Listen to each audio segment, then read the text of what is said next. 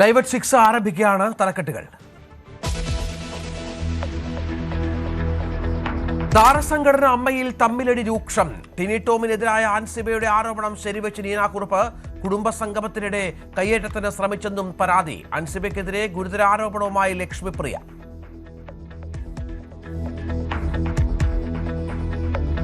ഞാൻ പല ആവർത്തി അൻസിബയുടെ അടുത്ത് പറഞ്ഞു, അൻസിബ ഇതെന്താണ് ഈ മെസ്സേജ് അയക്കാനുള്ള ഒരു റീസൺ എന്ന് എന്റെ അടുത്ത് പറയണം എന്ന് ഞാൻ പല ആവർത്തി ആവശ്യപ്പെട്ടു.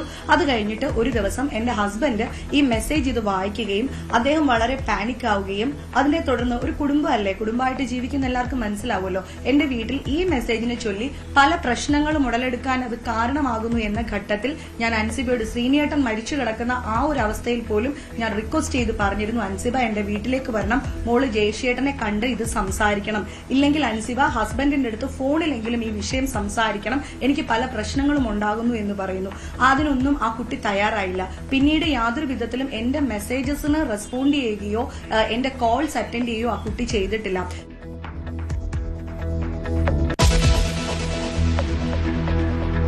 ദൃശ്യം 3 ടെലഗ്രാമിൽ തിയേറ്റർ പതിപ്പ് ചോർന്ന് റിലീസ് ചെയ്ത് 48 മണിക്കൂറിനുള്ളിൽ. ബേസിൽ ടൊവിനോ ചിത്രം അതിരടിയും ഓൺലൈനിൽ. നിയമ നടപടിയുമായി മുന്നോട്ടെന്ന നിർമ്മാതാക്കൾ. കൊച്ചി മോഡൽ സെക്സ് റാക്കറ്റ് കേസിൽ മുഖ്യപ്രതി സിന്ധുവിന് ഉന്നത ബന്ധങ്ങൾ. ഗുണ്ടകളും പോലീസും അടുപ്പക്കാരെന്ന് സിന്ധു. നാട്ടിൽ മാത്രമല്ല ദുബായിലും സുരക്ഷിതരെന്ന് സിന്ധുവിന്റെ ഓഡിയോ സന്ദേശം. കൊച്ചിയിലെ പുതിയ പരാതിയിലും കേസെടുത്ത പോലീസ്.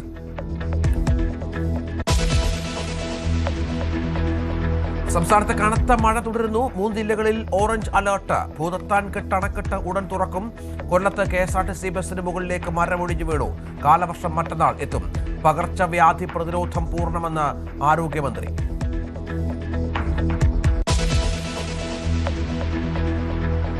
റഷ്യൻ എണ്ണ വാങ്ങുന്നത് തുടരുമെന്ന് അമേരിക്ക അറിയിച്ച ഇന്ത്യ. പല രാജ്യങ്ങളിൽ നിന്ന് ഇന്ത്യക്ക് എണ്ണ വാങ്ങാൻ അവകാശമുണ്ടെന്ന് ശങ്കർ നിലപാടറിയിച്ചത് US വിദേശകാര്യ സെക്രട്ടറിയുമായുള്ള കൂടിക്കാഴ്ചയിൽ. വിസ ചട്ടങ്ങളിലെ മാറ്റവും താരിഫും ഇന്ത്യയെ ലക്ഷ്യം വെച്ചല്ലെന്ന് മാർക്കോ റൂബിയോ. ഇന്ത്യയുമായുള്ള ബന്ധത്തിൽ വിള്ളയില്ലെന്നും US വിദേശകാര്യ സെക്രട്ടറി.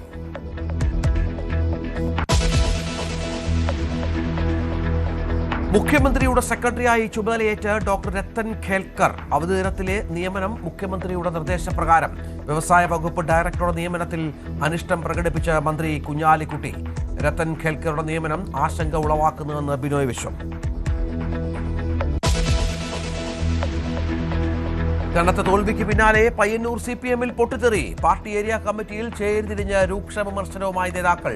വി കുഞ്ഞികൃഷ്ണനായി രഹസ്യ ക്യാമ്പയിൻ നടത്തി. നേതാക്കൾ വോട്ട് മറിച്ചെന്ന വിമർശനം. രക്തസാക്ഷി ഫണ്ടിലെ യഥാർത്ഥ കണക്ക് തുറന്നു പറയണമെന്നും ആവശ്യം.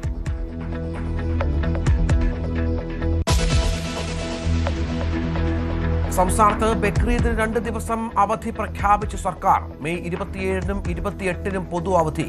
കേന്ദ്ര സർക്കാർ സ്ഥാപനങ്ങൾക്കും ബാധകം.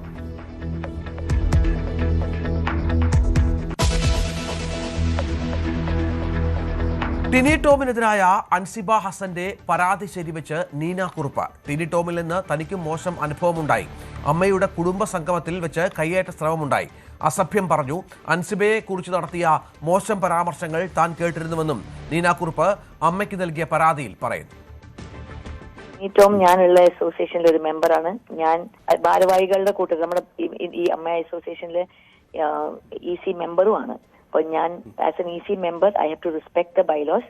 എനിക്കിത് കൂടുതൽ പറയാൻ പറ്റില്ല. പക്ഷേ ഞാൻ കംപ്ലൈന്റ് കൊടുത്തത് സത്യമാണ്. തന്റെ കരിയർ തകർക്കാനാണ് ടിനി ടോം ശ്രമിച്ചതെന്നും ടിനിയെ സംഘടനയിൽ നിന്ന് പുറത്താക്കണമെന്നുമാണ് അൻസിബ ആവശ്യപ്പെട്ടത്.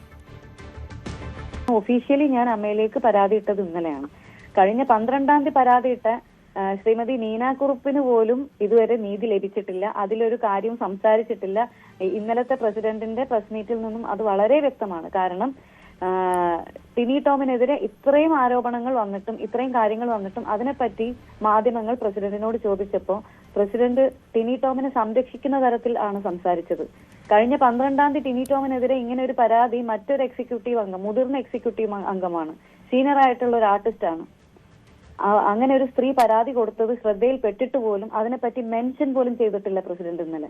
അവിടെ നടക്കുന്ന കാര്യങ്ങൾ അല്ലെങ്കിൽ നടന്ന കാര്യങ്ങൾ ഇനി പൊതുസമൂഹത്തിനോട് വിളിച്ചു പറയുക മാത്രമേ എനിക്ക് നിവൃത്തിയുള്ളൂ. അതാണ് ഞാൻ ചെയ്തുകൊണ്ടിരിക്കുന്നത്. അതേസമയം വിവാഹത്തെക്കുറിച്ച് അറിയില്ലെന്നും അൻസിബ സഹോദരിയെ പോലെയാണെന്നും ടിനി ടോം പ്രതികരിച്ചു. അൻസിബ ഹസന്റെ ആരോപണം അമ്മ അധ്യക്ഷ ശ്വേതാ മേനോൻ തള്ളി. ഡാനി ഇപ്പോൾ തയ്യാറാക്കിയ റിപ്പോർട്ട്. താരസംഘടനയായ അമ്മയ്ക്കകത്ത് ചേരുതിരിവ് രൂക്ഷമാവുകയാണ്. വലിയ രീതിയിലുള്ള വാദപ്രതിവാദങ്ങളുമായി ഇരുപക്ഷവും വന്നിരിക്കുന്നു. കഴിഞ്ഞ ദിവസങ്ങളിൽ അൻസിബ ഹസൻ നേരത്തെ അമ്മ ഭാരവാഹിത്വത്തിൽ നിന്ന് രാജിവെച്ച് പുറത്തു വന്നയാളാണ്. അൻസിബ ഹസൻ ഉയർത്തിയ ആരോപണങ്ങളുണ്ട്. അത് ടിനി ടോമിനെതിരെയായിരുന്നു. ടിനി ടോം തന്നെ വ്യക്തിഹത്യ നടത്തുന്ന രീതിയിലെല്ലാം തന്നെ ഇടപെടലുകളുണ്ട്. പല രീതിയിലുള്ള അപവാദ പ്രചരണങ്ങൾ തൻ്റെ കുടുംബത്തെ അടക്കം തന്നെ അപമാനപ്പെടുത്തുന്ന രീതിയിൽ അപവാദ പ്രചരണങ്ങളടക്കം നടത്തുന്നു എന്നുള്ളൊരു പരാതിയെല്ലാം തന്നെ ഉന്നയിച്ചിരുന്നു. തനിക്ക് ഈ രീതിയിലുള്ളൊരു ആക്ഷേപം ഉന്നയിച്ചിട്ടൊരു നടപടിയും അമ്മയിൽ നിന്നുണ്ടാകുന്നില്ല എന്നത് പറഞ്ഞിരുന്നു. അതിൽ ഏറ്റവും പ്രധാനമായിട്ടുള്ളത് അത് തനിക്ക് നടി നീന കുറുപ്പ് ഇതുമായി ബന്ധപ്പെട്ടുകൊണ്ട് തന്നോട് പറഞ്ഞിട്ടുണ്ട്. മുഖ്യമന്ത്രി വി.ഡി. സതീശന് സ്വീകരണം നൽകുകയാണ് പരവൂരിലെ ജനാവലി. നടൻ മോഹൻലാൽ ചടങ്ങിൽ സംബന്ധിക്കുന്നുണ്ട്. ഇപ്പോൾ അദ്ദേഹം സംസാരിക്കുന്നു.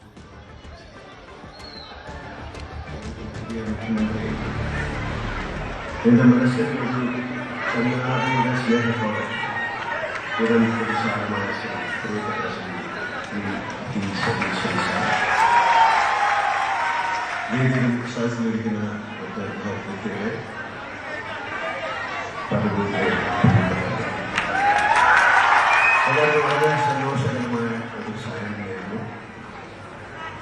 ഇരട്ടി മധുരമുള്ള ഒരു നമ്മളെല്ലാവരും ഒരു ദേശത്തിന്റെ പ്രിയപ്പെട്ട പുത്രൻ ഒരു നാടിന്റെ തന്നെ മുഖ്യനായി മാറിയ അനർഘ നിമിഷം. ഈ നിമിഷത്തെ അഭിസംബോധന ചെയ്ത് എന്ന് പറയണം എന്ന് കൃത്യമായ അനുഭവമില്ല. ഞാൻ അടക്കമുള്ള മലയാളികളുടെ പ്രതീക്ഷയുടെ ഭാരം എന്ന് പ്രിയപ്പെട്ട സതീശൻ സാറിപ്പോൾ അറിയുന്നുണ്ടാണ്. അത്രമാത്രം പ്രതീക്ഷകളോടെയാണ് കേരളം മുഖ്യമന്ത്രിയെ അന്തരിച്ചത്. ഒരാളെ മുഖ്യമന്ത്രിയാക്കാൻ വേണ്ടി നാടൊന്നായി മുറവിളി കൂട്ടിയായിരുന്നു. കേരള ചരിത്രത്തിൽ തന്നെ പരമോന്ന് മാത്രമല്ല കേരളത്തിനാകെ ഈ ഒരാളെ വേണം എന്ന് തോന്നാൻ കാരണം എന്താണ് എന്ന് ആ ദിവസങ്ങളെ ആലോചിച്ചിട്ടുണ്ട്. സത്യസന്ധത ബഹുമാനപ്പെട്ട സതീശൻ സാറിന് ഇവ രണ്ടും പ്രകടമാണ്. ജീവിതത്തിൽ അങ്ങോളം മറ്റെന്തൊക്കെ കൈമോശം വന്നാലും ഇവ രണ്ടും കാത്തു സൂക്ഷിക്കാൻ അദ്ദേഹത്തിന് സാധിക്കട്ടെ എന്ന് ഞാൻ പ്രാർത്ഥിക്കുന്നു, ആശംസിക്കുന്നു. ഭൂമിയിലെ തന്നെ ഏറ്റവും മനോഹരമായ ഒരു ദേശത്തിന്റെ ഭാഗ്യവനായ മുഖ്യമന്ത്രിയായതുകൊണ്ട് സതീശൻ സാർ മഴയും പുഴകളും മലയും കാടും കരകളും ഇതുപോലെ അനുഗ്രഹിച്ച അദ്ദേഹം കൃഷിയും വാണിജ്യവും കലയും സംസ്കാരവും പരസ്പരം വീക്ഷണമാണ്. തൊഴിലിന്റെ ഭാഗമായി കേരളത്തിൽ അങ്ങോട്ടും ഇങ്ങോട്ടും യാത്ര ചെയ്യുന്ന ഒരാളാണ്. അപ്പോഴെല്ലാം ഈ നാടിനെയും അതിന്റെ അമൂല്യമായ സമ്പത്തിനെയും വേണ്ട രീതിയിൽ ഉപയോഗിക്കാൻ നമുക്ക് സാധിച്ചിട്ടുണ്ടോ എന്ന് ഞാൻ സംശയിച്ചിട്ടുണ്ട്. അതിന്റെ സാധ്യതകൾ ഫലപ്രദമായ വിധത്തിൽ വിനിയോഗിക്കാൻ നമുക്ക് സാധിച്ചിട്ടില്ല എന്നാണ് എൻ്റെ അഭിപ്രായം. നമ്മുടെ ചരിത്രം, സംസ്കാരം, കല, പ്രാദേശിക ഭംഗികൾ, കാലാവസ്ഥ, വാണിജ്യ വിഭവങ്ങൾ തുടങ്ങി ലോകത്തിന് പ്രിയപ്പെട്ട എത്ര കാര്യങ്ങൾ കുരുമുളക് കൊണ്ടുപോയ വൈദേശിക ശക്തികളോട് ഞങ്ങളുടെ തിരുവാതിര ഞാറ്റുവേല നിങ്ങൾക്ക് കൊണ്ടുപോകാൻ സാധിക്കില്ല എന്ന് പറഞ്ഞ രാജാവിന്റെ ഓർമ്മ. അത്രമേൽ അനുഗ്രഹീതരാണ് കാഴ്ചപ്പാടുകൾ ഭരണാധികാരിക്കുമെന്ന് ഒരേ സമയം വെല്ലുവിളി സാധ്യതകളുമാണ്. സാമാന്യത്തിലധികം വായനയും ചിന്തയുമുള്ള സതീശൻ സാറ് കാര്യങ്ങളെല്ലാം നന്നായിട്ട് പറയാൻ എന്നുണ്ട്. നെഹ്റുവിയൻ സോഷ്യലിസ്റ്റ് ആയിട്ടുള്ള വി.ഡി. സതീശൻ സാർ നെഹ്റുവിനെ പോലെ വലിയൊരു പ്രിയമുണ്ടാവാൻ അദ്ദേഹത്തിന്റെ സ്വപ്നങ്ങളിലൂടെ കേരളം മഴവിൽ ഭംഗിയോടെ പറഞ്ഞു പോയാൽ വ്യത്യാസം. അത്തരമൊരു നാടിനെ സൃഷ്ടിക്കാൻ മുഖ്യമന്ത്രി സാധിക്കട്ടെ എന്ന് ഞാൻ പ്രാർത്ഥിക്കുന്നു. കേരളം നേരിടുന്ന പല വെല്ലുവിളികളെ കുറിച്ച് ഒന്ന് ഞാൻ എൻ്റെ ബ്ലോഗുകളിൽ എഴുതിയിട്ടുണ്ട്. എന്നോട് തന്നെയുള്ള സംസാരങ്ങളായിരുന്നു. ശുചിത്വം, പൗരബോധം, റോഡ് സംസ്കാരം, നിശബ്ദരായ മനുഷ്യരുടെ സഹനങ്ങൾ, ആരോഗ്യ മേഖലയിലെ പ്രശ്നങ്ങൾ തുടങ്ങിയ ഒരുപാട് കാര്യങ്ങൾ. പരിസര ശുചിത്വത്തെക്കുറിച്ച് ഞാൻ എപ്പോഴും പറയാറുണ്ട്. മഴയും മഞ്ഞും വെയിലും മാറി മാറി വരുമ്പോൾ എത്രയെത്ര രോഗങ്ങളാണ് കേരളത്തിൽ താവളമടിക്കാറുള്ളത്. ഇതിന് പലതിലും കാരണക്കാർ നമ്മൾ തന്നെയാണ് എന്നതാണ് സത്യം.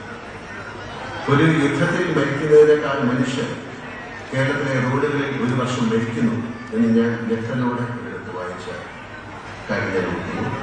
മരിച്ചവരെക്കാൾ അധികമാണ് ഗുരുതരമായ പരിക്കേറ്റ് വീടുകളിലേക്ക് നിങ്ങൾ ജീവിതം തകർന്നു കഴിയുന്നു.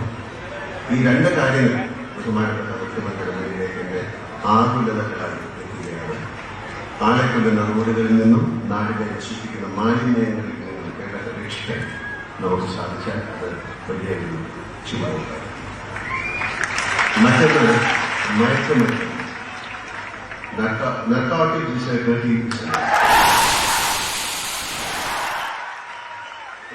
കഥാപാത്രം പറയുന്നത് കേരളത്തിൽ ഇപ്പോൾ മയക്കുമരുന്ന് ഒഴുകുകയാണ്. നമ്മുടെ കുഞ്ഞുങ്ങളുടെ സ്കൂൾ കവാടത്തിൽ വരെ മയക്കുമരുന്ന് എന്ന വിപത്ത് ഇന്ന് ഇരിക്കുന്നു. കുലുക്ക് മുഷ്ടിയും ദൃഢനിശ്ചയവുമായി സർക്കാർ മുന്നിൽ നിന്ന് മയക്കുമരുന്ന് എന്ന വിപത്തിനെ നമുക്ക് തുടച്ചു നീക്കാൻ സാധിക്കും. അതിനുള്ള കരുത്ത് ഈ ഗവൺമെന്റിനുണ്ട് എന്നാണ് ഞാൻ വിശ്വസിക്കുന്നത്.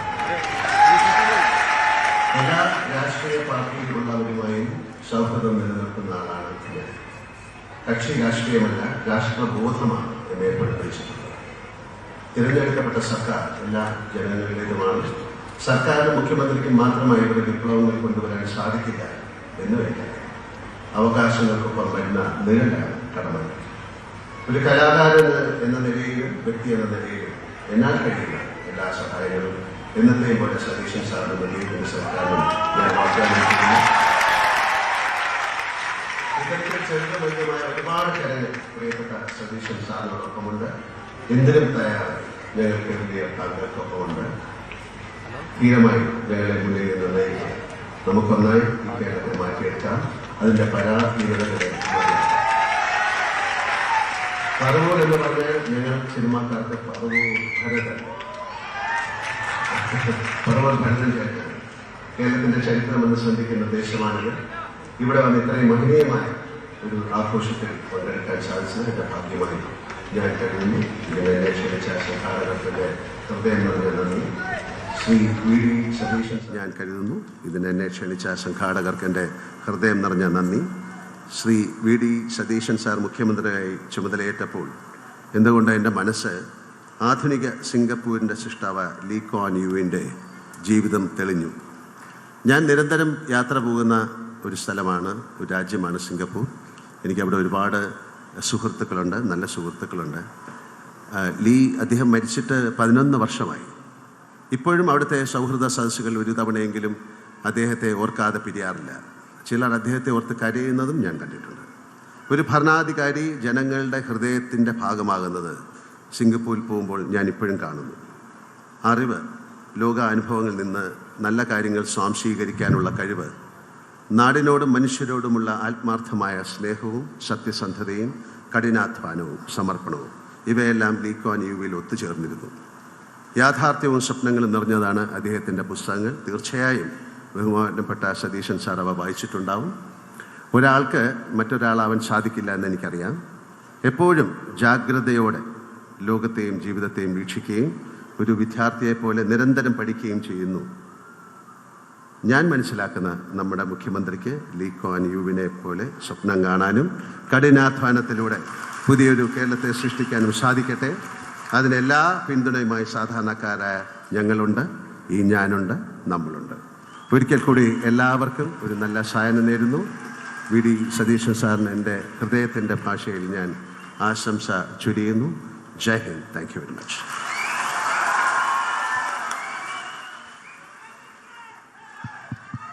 നന്ദി ലാലേട്ട. മോഹൻലാൽ ലാലേട്ടനുള്ള ഉപഹാരങ്ങളാണ്. സംസാരിച്ചു. കലാകാരൻ ഡോക്ടർ സാജു തിരുത്തൽ വരച്ചൊരു ചിത്രം. പരവൂരിലാണ് പരിപാടി സംഘടിപ്പിച്ചിരിക്കുന്നത്. നടൻ മോഹൻലാലാണ് സംസാരിച്ചത്. നമുക്ക് ആ അമ്മ യുമായി ബന്ധപ്പെട്ട വാർത്ത, അമ്മ തർക്കവുമായി ബന്ധപ്പെട്ട വാർത്തയിലേക്ക് ഒരിക്കൽ കൂടി തിരിച്ചു പോകണം. ഡിസംബറിൽ അൻസിബ അയച്ച മെസ്സേജിനെ തുടർന്ന് തന്റെ കുടുംബത്തിൽ പല പ്രശ്നങ്ങളുണ്ടായെന്ന് അമ്മ വൈസ് പ്രസിഡന്റ് ലക്ഷ്മിപ്രിയ പറഞ്ഞു. തുടർന്നാണ് താൻ പോലീസിൽ പരാതി നൽകിയത്. മെമ്മറി കാർഡ് ഉണ്ടെന്ന് തന്നെയാണ് താൻ വിശ്വസിക്കുന്നത്. ടിനി ടോം അല്ല നീന കുറുപ്പിനെ അസഭ്യം പറഞ്ഞത്, നീന കുറുപ്പാണ് അസഭ്യം പറഞ്ഞതെന്നും ലക്ഷ്മിപ്രിയ പറഞ്ഞു. ഡിസംബർ 10 രാത്രിയിൽ അൻസിബ ഹസൻ എന്റെ ഫോണിലേക്ക് ഒരു മെസ്സേജ് അയച്ചു. ആ മെസ്സേജിന് മറുപടിയായിട്ട് എന്താണ് ഈ പറഞ്ഞിരിക്കുന്നത് എന്ന് ഞാൻ ചോദിച്ചു. അപ്പൊ ഞാൻ പറഞ്ഞു, അൻസിബ എന്താണ് ഇങ്ങനെ പറയാനുണ്ടായ സാഹചര്യം എന്ന് ചോദിച്ച് ഞാൻ ആ കുട്ടിയെ വിളിക്കുമ്പോൾ I will call you later ചേച്ചി, I am in a work എന്ന് പറഞ്ഞിട്ടാണ് രാത്രി 11 മണിക്ക് എന്റെ അടുത്ത് അൻസിബ ഹസൻ റെസ്പോണ്ട് ചെയ്യുന്നത്. അതിനുശേഷം പല ആവർത്തി ഞാൻ ഈ മോളെ പല പ്രാവശ്യം വിളിച്ചു. നിങ്ങൾക്ക് എല്ലാവർക്കും അറിയാം, അൻസിബയെ ഞാൻ എന്റെ ഒരു അനിയത്തിയെക്കാട്ടിലും വാത്സല്യത്തോട് കൂടിയിട്ടാണ് ഇപ്പോഴും എനിക്ക് ആ മോളുടെ അടുത്ത് ഇത് പറയുന്ന ഈ നിമിഷവും എനിക്ക് യാതൊരു വിധത്തിലുള്ള വ്യക്തി വൈരാഗ്യമോ മറ്റേതെങ്കിലും തരത്തിലുള്ള പരാതിയോ എന്തെങ്കിലും തരത്തിലുള്ള ഒരു വിഷമോ ഒന്നും എനിക്ക് ആ കുട്ടിയോടില്ല. എന്റെ മകൾക്ക് 10 വയസ്സേ ആയിട്ടുള്ളൂ.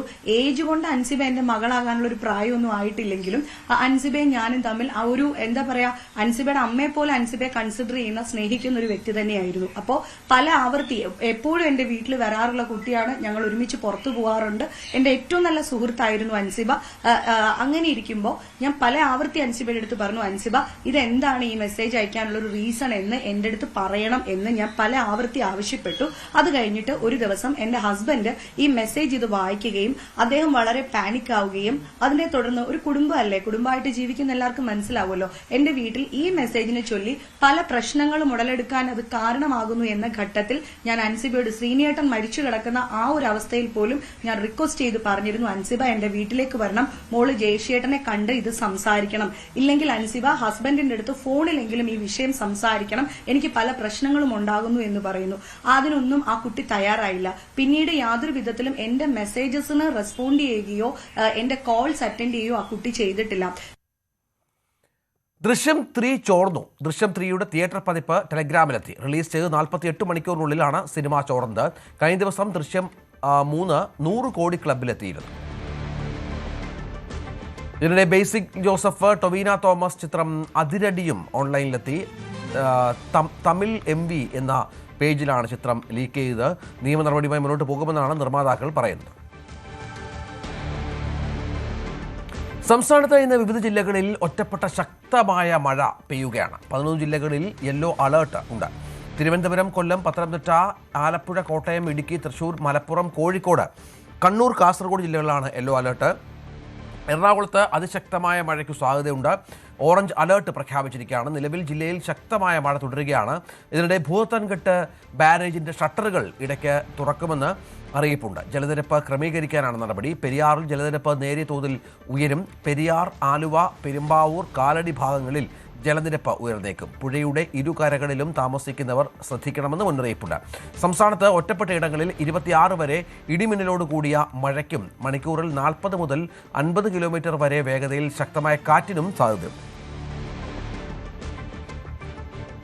കൊല്ലം കുണ്ടറയിൽ ഓടിക്കൊണ്ടിരുന്ന KSRTC ബസ്സിന് മുകളിലേക്ക് മരം പിഴുതു വീണു. യാത്രക്കാർ അത്ഭുതകരമായി രക്ഷപ്പെട്ടു. ബസ്സിന് ഭാഗികമായി കേടുപാടുകൾ സംഭവിച്ചു. കൊല്ലം ജില്ലയിൽ കനത്ത മഴ തുടരുകയാണ്.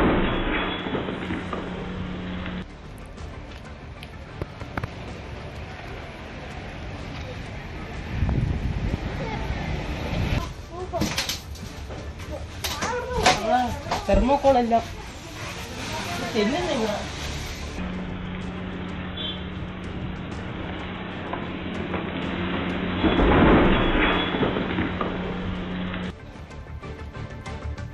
മഴയിൽ കൊച്ചി ദേശീയപാതയിൽ വാഹനങ്ങൾ കൂട്ടിയിടിച്ചു. ഇടപ്പള്ളി പത്തടിപ്പാലം മ്യൂസിയത്തിന് സമീപമാണ് 4 വാഹനങ്ങൾ കൂട്ടിയിടിച്ചത്. സ്കൂട്ടർ യാത്രക്കാരന് പരിക്ക് പറ്റി. ഇയാളെ ആശുപത്രിയിലേക്ക് മാറ്റി. രാവിലെയാണ് അപകടം സംഭവിച്ചത്.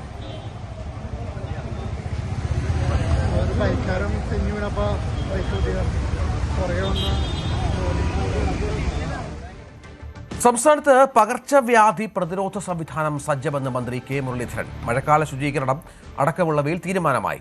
ആശുപത്രികളിൽ കൂടുതൽ കിടക്കകൾ സജ്ജമാക്കിയിട്ടുണ്ട്. മെഡിക്കൽ കോളേജുകൾ സന്ദർശിക്കുമെന്നും ഡോക്ടർമാരുടെ തസ്തികകൾ കൂട്ടുമെന്നും മന്ത്രി പറഞ്ഞു. മെഡിക്കൽ കോളേജുകൾ ആരംഭിക്കുന്നത് തങ്ങളുടെ നയമാണെന്നും അതിൽ വെള്ളം ചേർക്കാൻ അനുവദിക്കില്ലെന്നും മന്ത്രി വ്യക്തമാക്കി. അത് പ്രതിരോധിക്കാനുള്ള എല്ലാ സംവിധാനങ്ങളും ഇന്നലെ ചേർന്ന യോഗത്തിൽ തീരുമാനിച്ചിട്ടുണ്ട്. ഒന്ന്, പരിസരങ്ങൾ വളരെ വൃത്തിയായി സൂക്ഷിക്കാനും അതോടൊപ്പം തന്നെ ചികിത്സയ്ക്ക് എത്തുന്നവർക്ക് ചികിത്സ ചെയ്യാനുള്ള സംവിധാനങ്ങൾ ഒരുക്കിയിട്ടുണ്ട്. ആശുപത്രിയിൽ അതിന്റെ കൂടുതൽ കിടക്കയും സംവിധാനങ്ങളും ഒരുക്കാനുള്ള ഏർപ്പാടുകൾ ചെയ്തിട്ടുണ്ട്.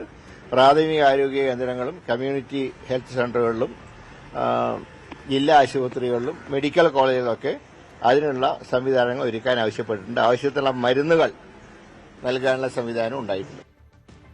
ഇന്ത്യയുമായുള്ള ബന്ധത്തിൽ വിള്ളലില്ലെന്ന് അമേരിക്കൻ വിദേശകാര്യ സെക്രട്ടറി മാർക്കോ റൂബിയോ. വിസ ചട്ടങ്ങളിലെ മാറ്റവും താരിഫും ഇന്ത്യയെ ലക്ഷ്യം വെച്ചുള്ള നീക്കങ്ങളല്ലെന്നും റൂബിയോ ദില്ലിയിൽ പറഞ്ഞു. എസ് ജയശങ്കറുമായുള്ള കൂടിക്കാഴ്ചയ്ക്ക് ശേഷമാണ് സംസാരിച്ചത്. വിസ മാറ്റങ്ങളിലെ ആശങ്ക റൂബിയോയെ അറിയിച്ച ജയശങ്കർ റഷ്യൻ എണ്ണ വാങ്ങുന്നത് ഇന്ത്യ തുടരും എന്ന സന്ദേശവും യുഎസിന് നൽകി. ഇന്ത്യക്ക് പല രാജ്യങ്ങളിൽ നിന്നും എണ്ണ വാങ്ങാൻ അവകാശമുണ്ടെന്ന് ജയശങ്കർ വ്യക്തമാക്കി. 3 മണിക്കൂറിലധികം നീണ്ടുനിന്ന ചർച്ചയാണ് എസ് ജയശങ്കറും മാർക്കോ റൂബിയോയും തമ്മിൽ നടന്നത്. 2 രാജ്യങ്ങൾക്കുമിടയിൽ പല വിഷയങ്ങളിലുമുള്ള ഭിന്നതയിൽ തുറന്ന ചർച്ച നടന്നു. പശ്ചിമേഷ്യൻ സംഘർഷത്തിൽ US ഇറാൻ ധാരണയ്ക്കുള്ള സാധ്യത റൂബിയോ അറിയിച്ചു. ഇറാനെ ലോകത്തെ ഏറ്റവും വലിയ ഭീകരരാഷ്ട്രമെന്ന് വിശേഷിപ്പിച്ച റൂബിയോ ആണവായുധം കയ്യിൽ വെക്കാൻ US ഒരു തരത്തിലും ആ രാജ്യത്തെ അനുവദിക്കില്ലെന്നും വ്യക്തമാക്കി. ഹോർമുസ് കടലിടുക്കിലൂടെയുള്ള കപ്പൽ ഗതാഗതം സുഗമമായി നടത്തേണ്ടതിന്റെ ആവശ്യകത ജയശങ്കർ ചർച്ചയിൽ ചൂണ്ടിക്കാട്ടി. പ്രതിപക്ഷ വിമർശനങ്ങൾക്കിടെ മുഖ്യമന്ത്രിയുടെ സെക്രട്ടറിയായി ഡോക്ടർ രത്തൻ ഖേൽക്കർ ചുമതലയേറ്റു. മുഖ്യമന്ത്രിയുടെ നിർദ്ദേശപ്രകാരമാണ് അവധിദിനത്തിൽ തന്നെ ചുമതലയേറ്റെടുത്തത്. മുഖ്യ തെരഞ്ഞെടുപ്പ് ഓഫീസറായിരുന്ന ഡോക്ടർ രത്തൻ യു ഖേൽക്കറെ മുഖ്യമന്ത്രി VD സതീശന്റെ സെക്രട്ടറിയാക്കിയതിൽ പ്രതിപക്ഷ വിമർശനം ശക്തമായിരുന്നു. വ്യവസായ വകുപ്പ് ഡയറക്ടറുടെ നിയമനത്തിൽ അനിഷ്ടം പ്രകടിപ്പിച്ച മന്ത്രി കുഞ്ഞാലിക്കുട്ടി വിഷയത്തിൽ പ്രതികരണത്തിനില്ല. അതൊക്കെ ആഭ്യന്തര കാര്യമാണ്, അത് മാധ്യമങ്ങളെ അറിയിക്കേണ്ടതില്ലെന്നും കുഞ്ഞാലിക്കുട്ടി പറഞ്ഞു. മുഖ്യമന്ത്രിയുടെ പുതിയ സെക്രട്ടറിയായ IAS ഉദ്യോഗസ്ഥൻ രത്തൻ ഖേൽക്കറെ നിയമിച്ച നടപടി ആശങ്ക ഉണ്ടാക്കുന്നതാണെന്ന് CPI സംസ്ഥാന സെക്രട്ടറി ബിനോയ് വിശ്വം. കേന്ദ്ര തെരഞ്ഞെടുപ്പ് കമ്മീഷൻ വിവാദ നയങ്ങൾക്കൊപ്പം നിന്ന ഉദ്യോഗസ്ഥനെ മുഖ്യമന്ത്രിയുടെ സെക്രട്ടറിയാക്കുന്നത് ജനങ്ങൾക്കിടയിൽ ചോദ്യങ്ങൾ ഉയർത്തുമെന്നും അദ്ദേഹം പ്രസ്താവനയിൽ പറഞ്ഞു. ലൈഫ് മിഷൻ ഇല്ലാതാക്കുമെന്ന് പറഞ്ഞിട്ടില്ലെന്ന് മന്ത്രി KM ഷാജി. ഏതെങ്കിലും പദ്ധതിയെ തകർക്കാൻ വേണ്ടി വന്ന സർക്കാരല്ല ഇത്. പദ്ധതികളിൽ ആവശ്യമായ തിരുത്തൽ വരുത്തിയാണ് UDF സർക്കാർ മുന്നോട്ട് പോവുകയെന്നും മന്ത്രി പറഞ്ഞു. പാഠപുസ്തകങ്ങൾ 29-നകം സ്കൂളുകളിൽ എത്തിച്ചേരുമെന്ന് വിദ്യാഭ്യാസ വകുപ്പ് മന്ത്രി N ഷംസുദ്ദീൻ. സർക്കാർ മാറിയതിൽ അച്ചടിയുമായി ബന്ധപ്പെട്ട ചില സാങ്കേതിക തടസ്സങ്ങൾ ഉണ്ടായിരുന്നുവെന്നും അതെല്ലാം പരിഹരിച്ചതായും മന്ത്രി വ്യക്തമാക്കി. പാളയ മാർക്കറ്റിലെ ഗുണ്ടാ പിരിവിനും അനധികൃത പണപ്പിരിവുകൾക്കുമെതിരെ ശക്തമായ നടപടികളുമായി തിരുവനന്തപുരം നഗരസഭ. മാർക്കറ്റിൽ കരാറുകാരും ചില തൽപര കക്ഷികളും ചേർന്ന് നടത്തുന്ന ചൂഷണങ്ങൾക്കെതിരെ നിയമ നടപടികൾ സ്വീകരിക്കുമെന്ന് തിരുവനന്തപുരം നഗരസഭാ മേയർ BV രാജേഷ് അറിയിച്ചു. മുൻമന്ത്രി റോഷി അഗസ്റ്റിനെതിരെ വിജിലൻസ് അന്വേഷണം. മലങ്കര ടൂറിസം പദ്ധതിയിൽ 112 കോടിയുടെ ക്രമക്കേട് നടത്തിയെന്ന പരാതിയിലാണ് അന്വേഷണം. ഇടുക്കി വിജിലൻസ് DYSPക്കാണ് ചുമതല. FSIT redefined destinations private limited കമ്പനിക്ക് കരാർ നൽകിയതിൽ ക്രമക്കേടെന്നാണ് ആരോപണം. ആലപ്പുഴയിൽ യൂത്ത് കോൺഗ്രസ് പ്രവർത്തകരെ മർദ്ദിച്ച സംഭവത്തിൽ പ്രത്യേക അന്വേഷണ സംഘത്തിന്റെ റിപ്പോർട്ട് നാളെ DGPക്ക് സമർപ്പിക്കും. ADGP MR അജിത് കുമാർ ആദ്യത്തെ അന്വേഷണം അട്ടിമറിക്കാൻ വഴിവിട്ട നീക്കങ്ങൾ നടത്തിയെന്ന വിവരമാണ് പുറത്തുവരുന്നത്. വയനാട് ദുരന്ത സമയത്ത് മാധ്യമ ശ്രദ്ധ ഒഴിവാക്കി കേസ് അന്വേഷണം അട്ടിമറിച്ചുവെന്നാണ് കണ്ടെത്തൽ. ഇതിനിടെ പോലീസ് തലപ്പത്ത് വൻ അഴിച്ചുപണിക്കും കളമൊരുങ്ങുകയാണ്. ത്തിന് നേതൃത്വം നൽകുന്ന SIT ആണ് ADGP MR അജിത് കുമാറിനെതിരെ ഗുരുതരമായ ചില കണ്ടെത്തലുകൾ ഇപ്പോൾ നടത്തിയിരിക്കുന്നത്. അതിൽ പ്രധാനപ്പെട്ട കാര്യം, ആദ്യം ഈ AD തോമസിനെയും അജയ് ജുവൽ കുര്യാക്കോസിനെയും മർദ്ദിച്ച മുൻ മുഖ്യമന്ത്രി പിണറായി വിജയൻ്റെ ഗൺമാന്മാരായിരുന്ന സന്ദീപിൻ്റെയും അനിലിൻ്റെയും ദൃശ്യങ്ങൾ, ഈ മർദ്ദന ദൃശ്യങ്ങൾ പരാതിക്കാർ തങ്ങളുടെ പക്കൽ സമർപ്പിച്ചില്ല എന്ന റിപ്പോർട്ടിൽ തിരുത്തി എഴുതിപ്പിച്ചു ഉദ്യോഗസ്ഥരെ കൊണ്ട് എന്നതാണ് ഇതിലെ ഏറ്റവും പ്രധാനപ്പെട്ട കണ്ടെത്തൽ. ആ തിരുത്തി എഴുതിപ്പിക്കാൻ മാധ്യമങ്ങൾ ഈ വിഷയം ശ്രദ്ധിക്കാതിരിക്കാൻ തിരഞ്ഞെടുത്ത സമയമാണ് അതിനേക്കാൾ ഗൗരവതരമായി SIT നോക്കിക്കാണുന്നത്. അതായത് 2024 ജൂലൈ 30-നാണ് കേരളത്തെയും രാജ്യത്തെയും നടുക്കിയ വയനാട് ദുരന്തമുണ്ടാകുന്നത്. ഈ ദുരന്തത്തിൽ രക്ഷാപ്രവർത്തനത്തിൻ്റെ ചുമതലയുണ്ടായിരുന്ന, ഏകോപന ചുമതലയുണ്ടായിരുന്ന, ക്രമസമാധാന ചുമതലയുള്ള ADGP ആയിരുന്നു MR അജിത് കുമാർ. ആ ചുമതല നിർവഹിക്കുന്നതിനിടയിൽ അദ്ദേഹം വിമാനമാർഗം തിരുവനന്തപുരത്തേക്ക് എത്തി ഈ അന്വേഷണ ഉദ്യോഗസ്ഥരെ വിളിച്ചു വരുത്തി 12, 13, 14 തീയതികളിൽ തിരുവനന്തപുരത്ത് അവരെ താമസിപ്പിച്ച് ഈ റിപ്പോർട്ട് ആദ്യം കൊണ്ടുവന്ന ഈ അന്വേഷണം തെളിവുകൾ ശക്തമാണ് എന്ന് അന്വേഷണ സംഘം അദ്ദേഹത്തോട് പറഞ്ഞു. മാത്രമല്ല ഇനിയും ചില ഭാഗങ്ങൾ കൂടി പരിശോധിക്കേണ്ടതുണ്ട് എന്ന് പറഞ്ഞു. എന്നാൽ അത് മുഖവിലേക്കെടുക്കാതെ ആ റിപ്പോർട്ട് തിരുത്തണം എന്നാവശ്യപ്പെട്ടുകൊണ്ട് 3 തരത്തിലുള്ള ഭേദഗതികൾ ആദ്യ റിപ്പോർട്ടിൽ വരുത്തിയെന്നാണ് അന്വേഷണ സംഘം SITക്ക് മൊഴി നൽകിയിരിക്കുന്നത്. അതിൽ ഒന്നാമത്തെ കാര്യമാണ് ഈ പരാതിക്കാർ ഈ മർദ്ദിക്കുന്നതിൻ്റെ ദൃശ്യങ്ങൾ സമർപ്പിച്ചില്ല എന്ന ഒന്നാമത്തെ ഭേദഗതി വരുത്താൻ ആവശ്യപ്പെട്ടു. രണ്ടാമത്തേത് ഇങ്ങനെയൊരു സാഹചര്യത്തിലേക്ക് നയിച്ചത് അവരവരുടെ ജോലി മാത്രമാണ് ചെയ്തത്, ഉദ്യോഗസ്ഥർ ഔദ്യോഗികമായ കൃത്യനിർവഹണം മാത്രമാണ് നടത്തിയത്, അതിനപ്പുറത്തേക്ക് അവിടെ ഒന്നും ഉണ്ടായിട്ടില്ല എന്ന് എഴുതി ചേർക്കാൻ ആവശ്യപ്പെട്ടു. മൂന്നാമത്തെ കാര്യം ഈ ഔദ്യോഗിക കൃത്യനിർവഹണം ചെയ്യുന്ന ഉദ്യോഗസ്ഥരുടെ നടപടിയായി മാത്രം അതിനെ കണ്ടാൽ മതി, അതിനപ്പുറത്തേക്ക് അതിനൊരു വ്യാഖ്യാനം നൽകേണ്ടതില്ല എന്ന് സൂചിപ്പിക്കുന്ന തരത്തിലുള്ള പരാമർശങ്ങൾ ഈ റിപ്പോർട്ടിൽ ഇടം പിടിച്ചുവെന്നാണ് പറയുന്നത്. ഇത് മൂന്നും MR അജിത് കുമാറിന്റെ സമ്മർദ്ദത്തെ തുടർന്ന് എഴുതി ചേർത്തതാണ് എന്നാണ് SITയുടെ കണ്ടെത്തൽ. ആ ഒരു പശ്ചാത്തലത്തിലാണ് ഈ കേസുമായി ബന്ധപ്പെട്ട് അജിത് കുമാറിലേക്ക് അന്വേഷണം നീങ്ങുന്ന ഒരു സാഹചര്യം ഉണ്ടായിരിക്കുന്നത്. അങ്ങനെയെങ്കിൽ ഈ കേസിന്റെ അന്വേഷണത്തിന് നേതൃത്വം നൽകുന്ന ഉദ്യോഗസ്ഥരെക്കാൾ, ഷൗക്കത്ത് അലിയേക്കാളൊക്കെ വലിയ ഉയർന്ന പദവിയിൽ പോലീസ് സേനയുടെ തലപ്പത്തുള്ള ആളാണ് MR അജിത് കുമാർ. SITയുടെ ഈ റിപ്പോർട്ട് കോടതിക്ക് സമർപ്പിക്കുകയും കോടതിയുടെ നിർദ്ദേശത്തിന്റെ അടിസ്ഥാനത്തിൽ മാത്രമേ അജിത് കുമാറിനെ തുടർ നീക്കങ്ങൾ അജിത് കുമാറിനെതിരെ എങ്ങനെ വേണമെന്ന കാര്യത്തിലേക്ക് തീരുമാനം ഉണ്ടാക്കാനും എടുക്കാനും കഴിയുകയുള്ളൂ. എന്തായാലും ആഭ്യന്തര വകുപ്പ് ഈ റിപ്പോർട്ട് പരിഗണിച്ചുകൊണ്ട് അടിയന്തരമായൊരു ഇടപെടൽ ഒരുപക്ഷെ നടത്തിയേക്കും എന്നാണ് സൂചന. അങ്ങനെയെങ്കിൽ ഈ ഗൺമാന്മാരെ അടക്കം സസ്പെൻഡ് ചെയ്തുകൊണ്ട് വകുപ്പ് തല അച്ചടക്ക നടപടിയിലേക്ക് കടക്കുകയായിരിക്കും പ്രാഥമിക നടപടി.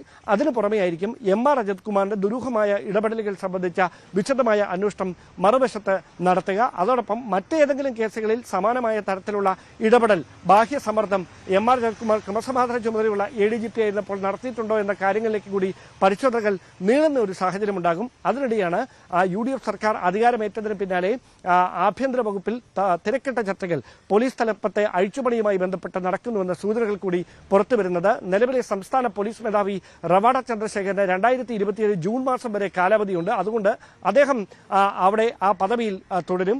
ക്രമസമാധാന ചുമതലയിലും ഇന്റലിജൻസ് തലപ്പത്തും വിജിലൻസ് തലപ്പത്തുമായിരിക്കാം ഒരുപക്ഷെ ഈ അഴിച്ചുപണി നടക്കുക. എന്തായാലും കഴിഞ്ഞ ദിവസം ആഭ്യന്തരമന്ത്രി പോലീസ് ആസ്ഥാനത്ത് ഉന്നത ഉദ്യോഗസ്ഥരുടെ യോഗം വിളിച്ചിരുന്നു. അതിന് പിന്നാലെ നാളെ വിജിലൻസ് ഓഫീസിൽ വെച്ചും വിജിലൻസ് ആസ്ഥാനത്ത് വെച്ചും സമാനമായ തരത്തിൽ വിജിലൻസ് ഡയറക്ടറും മറ്റ് ഉദ്യോഗസ്ഥരും പങ്കെടുക്കുന്ന ഒരു യോഗം ചേരുമെന്നുള്ള വിവരങ്ങൾ കൂടിയാണ് പുറത്തുവരുന്നത്.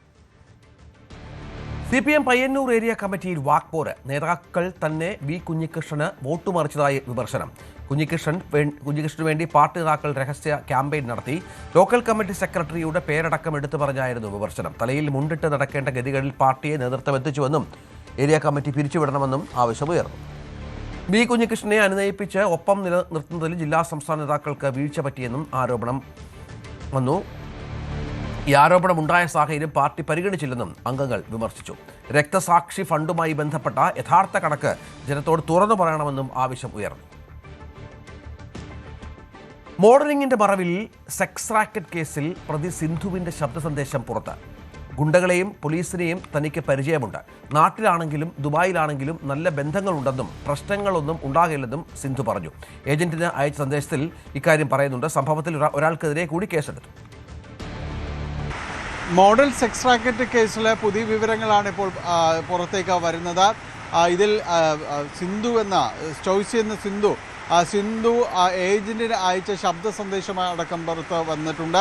ഇതിൽ അവരുടെ ഒരു ബന്ധങ്ങൾ, പോലീസായും ഗുണ്ടാ സംഘങ്ങളുമായുള്ള അവരുടെ ഒരു ബന്ധങ്ങളെല്ലാമാണ് ഏജന്റുമാർക്ക് വിശദീകരിച്ച് നൽകുന്നത്. അവർക്ക് വലിയ ബന്ധങ്ങളുണ്ട്, അതുകൊണ്ട് ഒരു പ്രശ്നവും ഇക്കാര്യത്തിൽ ഉണ്ടാകില്ല എന്ന് ഏജന്റുമാർക്ക് ഉറപ്പ് നൽകുന്ന ശബ്ദ സന്ദേശമാണ് പുറത്തു വന്നിട്ടുള്ളത്. അവരുടെ ഈ സംഘത്തിൻ്റെ ഒരു വ്യാപ്തി വ്യക്തമാക്കുന്നതാണ് ഇവരുടെ ഈ ശബ്ദ സന്ദേശം എന്ന് പറയുന്നത്.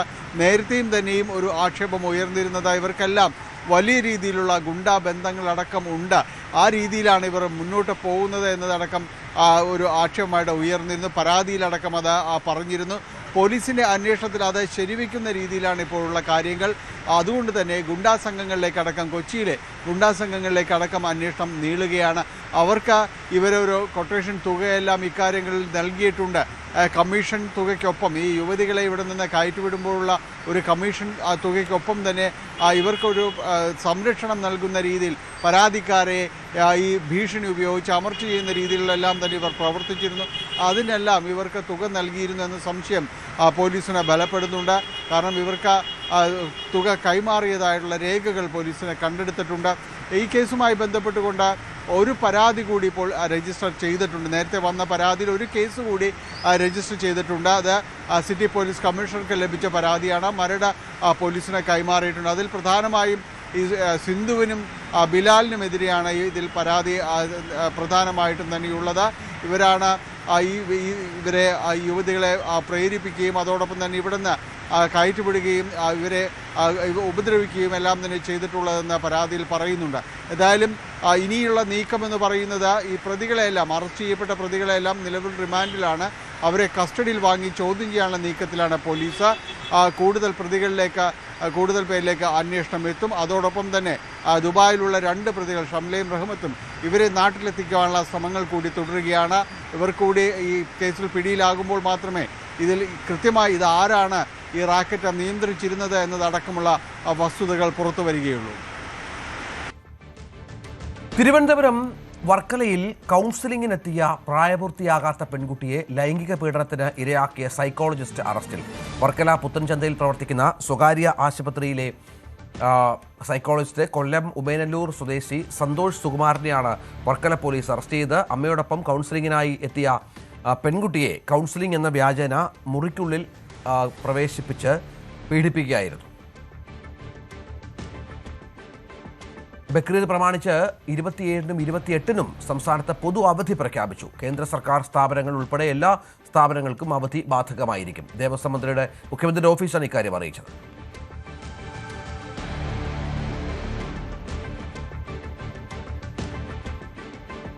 കൊല്ലം മൺട്രോത്തുരുത്തിൽ ഹൗസ് ബോട്ട് മുങ്ങി യാത്രക്കാരെ മുഴുവൻ രക്ഷപ്പെടുത്തി. 20-ലധികം യാത്രക്കാർ ഉണ്ടായിരുന്നു. സ്ഥലത്ത് ശക്തമായ മഴയ്ക്കൊപ്പം കാറ്റുമുണ്ടായിരുന്നു.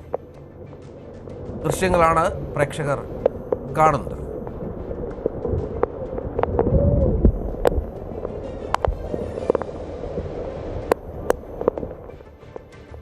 വിനീഷ് വിവരങ്ങൾ പങ്കുവെക്കും. വിനീഷ്, നമുക്ക് ദൃശ്യങ്ങളിൽ കാര്യങ്ങൾ വ്യക്തമാണ്. ബോട്ട് പൂർണ്ണമായും മുങ്ങിയിട്ടുണ്ട്. യാത്രക്കാരെല്ലാം സുരക്ഷിതരാണല്ലോ അല്ലേ? തീർച്ചയായും ഇത് അല്പസമയം മുന്നേ ആയിരുന്നു ശക്തമായ കാറ്റ് ജില്ലയിൽ വീശിയടിച്ചത്. പല സ്ഥലങ്ങളിലായിട്ട് വലിയ നാശനഷ്ടങ്ങൾ സംഭവിച്ചിട്ടുണ്ട്. ഇതിപ്പോൾ കൊല്ലം മൺട്രോത്തുരുത്തിലാണ് ഈ സംഭവം ഉണ്ടായിരിക്കുന്നത്. സിംഗിൾ ബെഡ് ഹൗസ് ബോട്ടാണ് ഭാഗികമായി മുങ്ങിയത്. ബോട്ടിനുള്ളിൽ 20-ലേറെ യാത്രക്കാരുണ്ടായിരുന്നു. ഇവരെല്ലാം തന്നെ രക്ഷപ്പെടുത്തി എന്നുള്ളതാണ് വളരെ ആശ്വാസകരം. മറ്റു വള്ളക്കാർ, മറ്റ് മത്സ്യബന്ധനത്തിലൊക്കെ ഏർപ്പെട്ടിരുന്നവരും നാട്ടുകാരും ചേർന്നാണ് രക്ഷാപ്രവർത്തനം നടത്തിയത്. ഇപ്പോൾ VD സതീശൻ സംസാരിക്കുന്നു പരവൂരിലെ സ്വീകരണത്തിൽ. ഞാൻ അദ്ദേഹത്തിന്റെ പ്രസംഗത്തിന്റെ ഓരോ വരികളും ശ്രദ്ധിക്കുകയായിരുന്നു. അത് കേരളത്തിലെ മലയാളികളുടെ മുഴുവൻ പ്രതീകമായിട്ടാണ് അദ്ദേഹം സംസാരിച്ചത്. അതൊരു സ്വപ്നമാണ്. അത് കേരളത്തെ കുറിച്ചുള്ള സ്വപ്നമാണ്. ആ സ്വപ്നം യാഥാർത്ഥ്യമാക്കാൻ വേണ്ടിയിട്ടുള്ള കഠിനാധ്വാനത്തിന്റെ അർപ്പണബോധത്തിന്റെ മണിക്കൂറുകളും നിമിഷങ്ങളുമായിരിക്കും ഇനി വരാനിരിക്കുന്നത്. നിങ്ങളുടെ ജനപ്രതിനിധി അധികാരത്തിന്റെ പത്രാസിന്റെ പുറകെ പോകില്ല. പാവപ്പെട്ടവരെയും പാർശ്വവൽക്കരിക്കപ്പെട്ടവരെയും ഹൃദയത്തോട് ചേർത്ത് നിർത്തുന്ന ഒരു സർക്കാരായിരിക്കും കേരളത്തിലുണ്ടാകുന്നത്. ഓരോ നടപടികളും പാവപ്പെട്ടവന്റെയും ഇടത്തരക്കാരന്റെയും ജീവിത നിലവാരം ഉയർത്തുന്നതിന് വേണ്ടിയിട്ടുള്ള നടപടിയായിരിക്കും. നമ്മുടെ കേരളം മനോഹരമാണ്. ദൈവത്തിന്റെ സ്വന്തം നാടാണ്. അതിനെ ലോകത്തിന്റെ മുന്നിൽ ഷോക്കേസ് ചെയ്യുക എന്നത് നമ്മുടെ പ്രധാനപ്പെട്ട നടപടികളിൽ ഒന്നായിരിക്കും എന്ന് ഞാൻ ഉറപ്പുനൽകുന്നു. നമ്മുടെ ഈ മനോഹരമായ അറബിക്കടൽ നമ്മൾ നേരത്തെ അദ്ദേഹം സിംഗപ്പൂരിനെ കുറിച്ചാണ് പറഞ്ഞത്. സിംഗപ്പൂരിന്റെ പ്രത്യേകത എന്താ? അതൊരു തുറമുഖ നഗരമാണ്. കേരളത്തെ ഒരു തുറമുഖ നഗരമാക്കി മാറ്റാനുള്ള കൃത്യമായ പദ്ധതികളുമായിട്ടാണ് ഈ സർക്കാർ നിൽക്കുന്നത്.